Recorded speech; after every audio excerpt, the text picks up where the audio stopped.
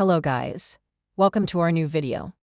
Today, I will show you how to remove your Google account from a fraud APK.